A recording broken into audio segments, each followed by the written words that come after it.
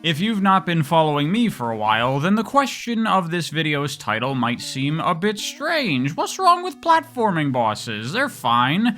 Well, in my opinion, they definitely are not in most cases, and I would direct your attention toward Exhibit A as an example of that.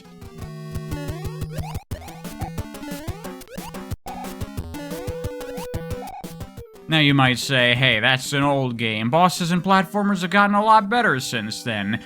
To which now I would like to direct your attention to Exhibit B.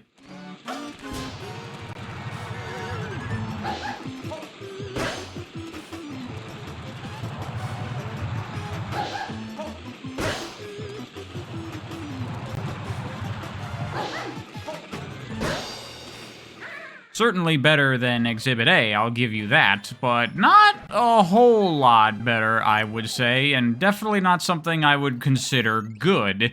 And I could keep going on with many, many more exhibits covering the entire alphabet multiple times over, because there are a lot of bosses in a lot of platformers just as weak as those ones.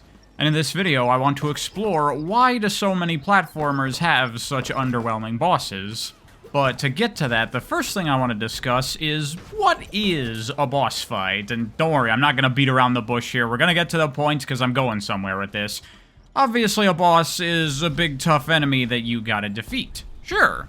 But another way to define what a boss is one ultimate final challenge that is the culmination of everything you've been doing in the game up to that point. You know, many bosses in games are thrown at the end of the world or at the end of the level, and they function as kind of the capper to that section of the game. And that, I think, is where a lot of platformers stumble with their bosses. You know, theoretically, the bosses should be the highlights of the game, the coolest, biggest, epicest moments, and the things in the game that really stick out to the player. Yet in most platformers, in my opinion at least, the bosses are usually the low point, in some cases to a degree that, like, if I go back to replay the game, I don't make a new save file, I just continue on my completed game and play through the levels and either skip the bosses or, like, when I get to them, I just exit and then move on to the next stage. That's how much I don't want to play bosses in some of these games. They're just not fun in most cases. A lot of platforming bosses are like a total joke and you can kill them in a matter of seconds, or they're just really boring. But either way, I usually find the core gameplay of running and jumping through the stages way more enjoyable than these boss fights. And I would argue a big reason for this in so many games is because boss fights in a platformer doesn't even really make any sense. If you think about the games that have the best boss fights, what are the kinds of games that come to mind? To me, it's things like action games, beat-em-ups, Souls games, shooters, shoot-em-ups, even like turn-based tactical combat like RPGs or whatever. You know, games where combat, where fighting is the core of the game, where that's what you're doing the majority of the time, and the game has a robust combat system with many mechanics that make it fun to engage with. Going back to the definition of a boss being one ultimate final challenge, it makes perfect sense that in games about combat, your ultimate final challenges are going to be really big, tough enemies.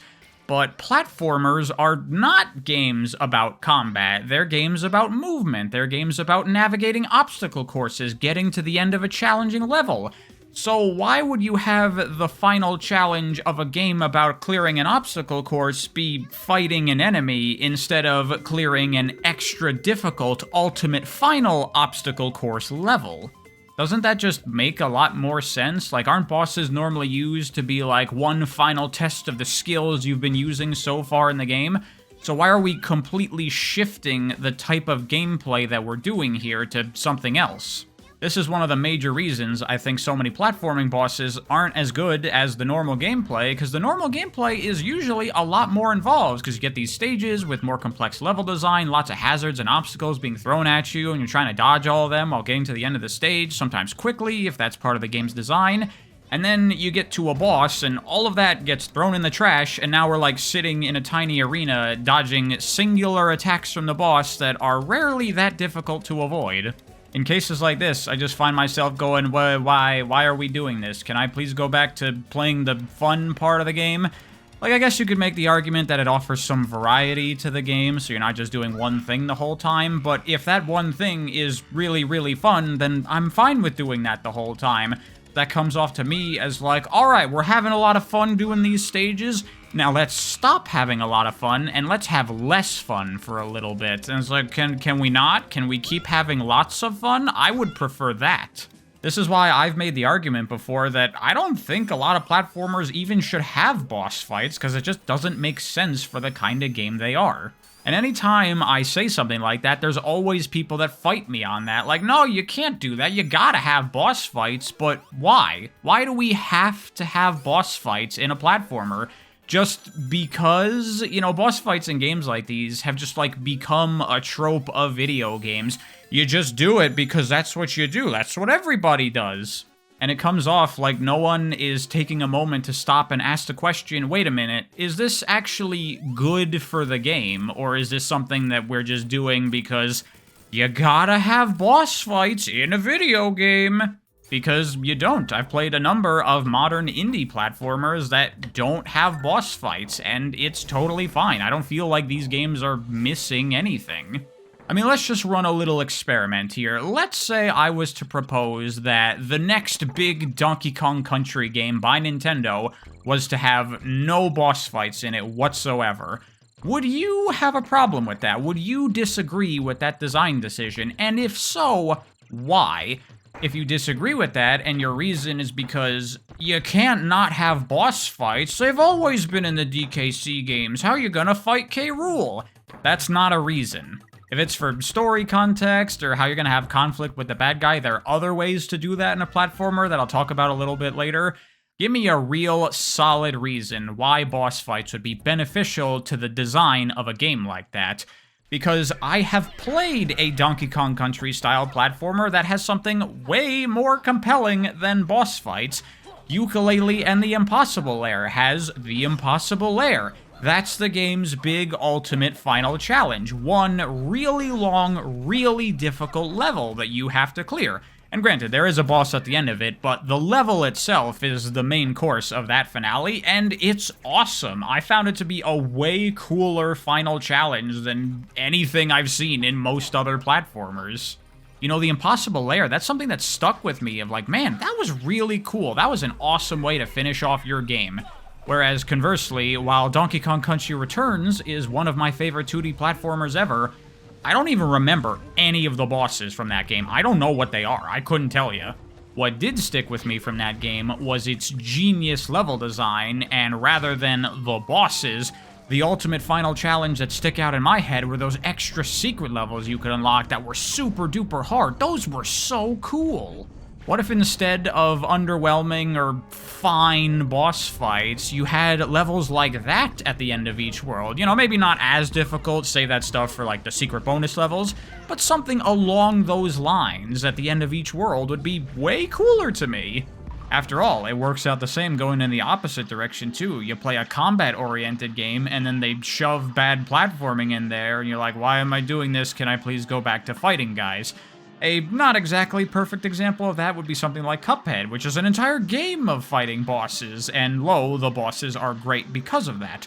But then you have those run-and-gun stages, and they're certainly not bad. I think they are pretty fun, but I would argue that they are nowhere near as good as the fights. They feel very shoehorned into the game, and when you go to the DLC and they just added bosses and no run-and-gun stages, nobody was complaining because the bosses are what's really great about Cuphead. You know, focus on what the game is and what makes it great. If it's a game about fighting, then have the player fight. If it's a game about running and jumping, then have the player run and jump. It's pretty straightforward, no? However, that is not to say that all platformers have bad boss fights, not at all. But again, when we look at a lot of the platformers that do have good boss fights, it's usually the ones that have combat built into the game's core design a lot more. You know, games like Mega Man or Metroidvanias or a lot of roguelike platformers.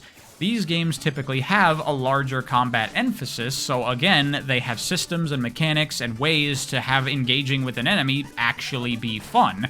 It's when you look at the more pure platformers that don't really have much in the way of fighting enemies, those are the ones where bosses especially suffer, I find. Though, to be fair, even in that space, I have played a couple of platformers here and there that have bosses that I thought were actually pretty good. You know, maybe still not as strong as the levels themselves, but good enough that I'd say they're relatively on par and I would have fun fighting them. So it's not that you can't do good boss fights in a pure dedicated platformer, but it seems like a lot of these games really struggle to pull that off. And in my opinion, it usually comes down to the design. A lot of platformer bosses seem to miss the point of what makes these games actually fun to play, you know, the reason I'm playing it. So I want to highlight a couple of common pitfalls I see in video game boss fights, and the biggest one, I think, is what I've been talking about through the majority of this video: losing the core gameplay of the game when you shift over to a boss. If I'm playing a cool action platformer with all this movement tech and physics-based stuff and all this intricate level design, it's because that's what I want, so don't remove that from the boss encounters.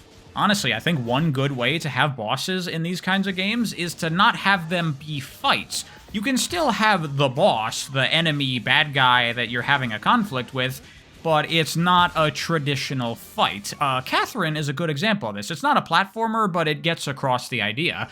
This is an action puzzle game where you're climbing to the top of these towers made of blocks, and you're pulling and pushing to make your staircase to get up higher and higher, and the bottom of the stage is falling over time, so you gotta kinda hurry. And at the end of each world in the game or whatever, there is a boss encounter, but it's not a fight. It doesn't stop being about climbing to the top of a falling tower where you gotta, like, drop blocks on the boss's head or something stupid like that. It's still the same core gameplay, but now you have this boss enemy attacking you, throwing in new hazards that make things more difficult and add a twist onto the normal gameplay. You can do this exact kind of thing in a platformer, and I've seen a couple of games do this to pretty good effect. Like, basically cheat and make the boss just another level, but with an extra gimmick thrown on top of it. Make it a race, make it something chasing after you, make it a dude throwing attacks at you from a distance, you know, something where you're still actually doing platforming and navigating obstacle courses. Another thing I would try to avoid in a platformer boss fight that I can't even believe I need to point this out, but this is still a problem I see in platformers, even made by really good developers. Don't make a boss that you can kill in a matter of seconds with very little effort. Seriously, I don't even understand why anyone would make a boss like this. Like, bosses are a pretty expensive development investment. There's a lot of resources that need to go into making a singular enemy that the player is only going to encounter once. So why would you make it something that has so little impact on the game? When a boss can be killed in like 10 to 30 seconds, it doesn't even make sense to create them from a development perspective. And as a player, I'm like, what was even the point of that? It ended before it even started. You could have just not had that and it would make almost no difference. You know, it's a common trope in a lot of these games to have like a boss at the end of every single world, and that forces the developers to have to make many boss fights, so you can't really flesh them out too much. But perhaps that too is a trend worth challenging. Rather than having 12 bosses in your game, make like 4 really good ones that have a lot going on and are a significant thing for the player to overcome, so it really sticks out. You're like, oh, that boss was really cool. And the last thing I'd say to try to avoid in platformer boss fights is waiting.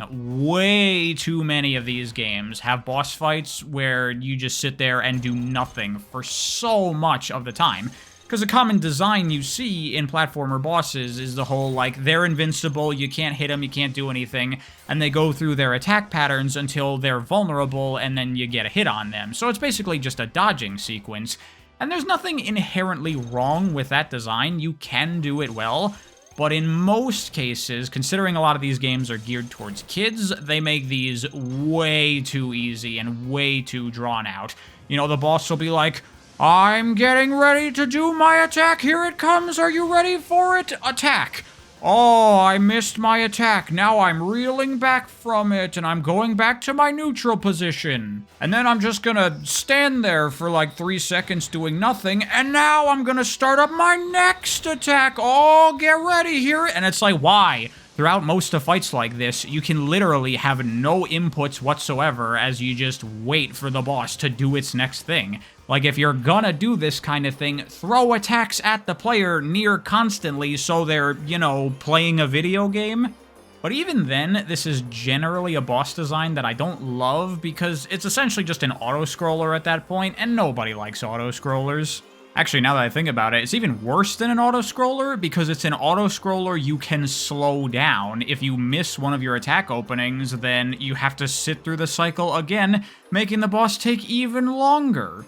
These kinds of bosses can especially be a real pain if they're very long and the player struggles with them, because then you have to sit through these attack sequences over and over and over. Honestly, I think it's probably just a better design choice to have bosses that are always vulnerable and the player can always attack them, because it makes for a more interesting fight. In those bosses where you gotta wait for the vulnerability period, there are two phases, basically. You have the dodging phase, and then normally you have, like, the free opportunity to land your hit. And that's usually not even really gameplay, so really the only thing you're doing in these fights is dodging. Whereas if the boss is always vulnerable, then you are both dodging their attacks, but also looking for opportunities to land attacks of your own. You're doing two things at once. And there's also a risk-reward factor that gets added here. I get to make choices, because if the boss is throwing out attacks, it might be difficult and risky to get in close to try to land a hit. You know, maybe wait for them to do a big attack that gives me an opening. But if I'm feeling it, maybe I can try to get in close and be a little bit risky. You know, that's something you don't get if you just have to sit there and wait.